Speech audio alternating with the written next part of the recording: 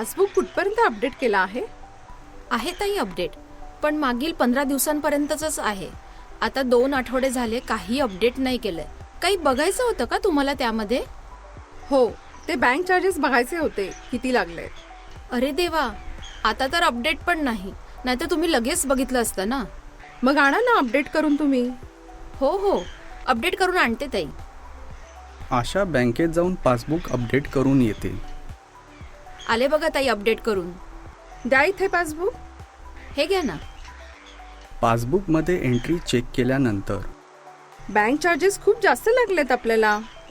हो, कारण आपले गेल्या महिन्यामध्ये ना खूप जास्त व्यवहार झालेत. मी हे आधीच चेक केलंय मॅडम. झाली का मग ह्याची नोंद? हो, खर्चामध्ये केली याची पूर्तता. आणि आपल्या उमेद ॲपमध्ये? नाही ताई, तिथे नाही केली, कारण मला माहित नव्हतं ना की हे कुठे करायचंय.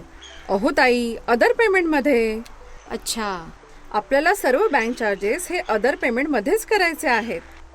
बरं, पण ती एंट्री कशी करतात ते माहित नाही. तुम्ही जरा सांगाल का? खूप सोपं आहे. चला सांगते मी तुम्हाला. सर्वात अगोदर आपण लॉग इन करू व नंतर पेमेंट म्हणजेच देयक या स्क्रीनमध्ये जाऊ. आता खाली अदर पेमेंट आहे ना, त्यावर क्लिक करू. बरं. आता ॲड म्हणजेच प्लस या चिन्हावर क्लिक करू. नंतर ज्या तारखेला बँक चार्जेस कट झाले आहेत ती तारीख टाकू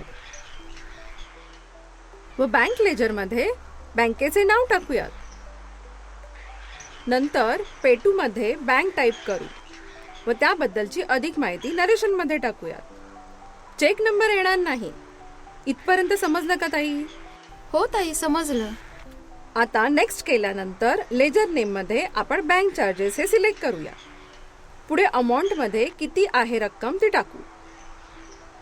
हे झाल्यानंतर सर्वात खालील बाजूस सेव्हवर क्लिक करूया व पुन्हा एकदा स्क्रीनवर सेव्ह हे आले असेलच, त्यावर क्लिक करू. अरे वा, कळलंच की मग मला. मग आहे की नाही हे सोपं आणि मजेशीर? आहे ना. आता तर मी हे चुटकीसरशी करू शकते सगळं. तुम्ही कराल का मग यापुढे? हो, नक्की करेल ताई. अरे हां, तुम्हाला सांगायचंच राहिलं. अजून काय हो ताई? आता आपल्याला सर्व बँक चार्जेस जे वर्षभर आपल्याला लागले आहेत त्याची आकडेवारी आपण लगेच ओळखू शकतो. हे मात्र चांगलं झालं. नाहीतर छोट्या गोष्टी जरी राहिल्या ना तरी ऑडिटला खूप गडबड होते. तुमच्याशिवाय जास्त कोणाला माहीत असेल ताई?